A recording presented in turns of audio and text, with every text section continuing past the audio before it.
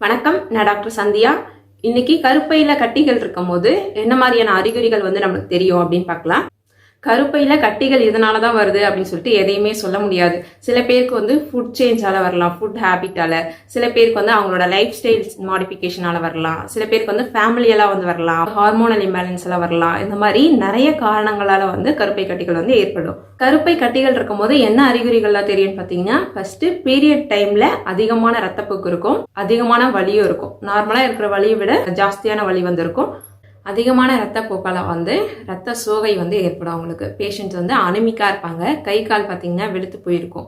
HP level கம்மியா இருக்கும். சில பேருக்கு காலில் இல்ல தொடைகள்லயோ கால்லயோ வெரிகோஸ் வெயின் தெரியும். கர்ப்பப்பையில இருக்கக்கூடிய அந்த கட்டி நம்ம கர்ப்பப்பைக்கு முன்னாடி இருக்க யூரினரி பிளாடரை அழுத்தும் போது யூரின் அடிக்கடி போவாங்க அவங்க. இல்லைன்னா மலைக்குடலை அழுத்துச்சு அப்படின்னா கான்ஸ்டிபேஷன் ஏற்படும். மோஷன் போனாலுமே மோஷன் ஃபுல்லா போகாத மாதிரி ஒரு ஃபீலிங் இருக்கும். மோஸ்ட்லி 50% ஆஃப் கருப்பை கட்டிக்கு ஏசிம்டமேட்டிக்கா தான் இருக்கும்.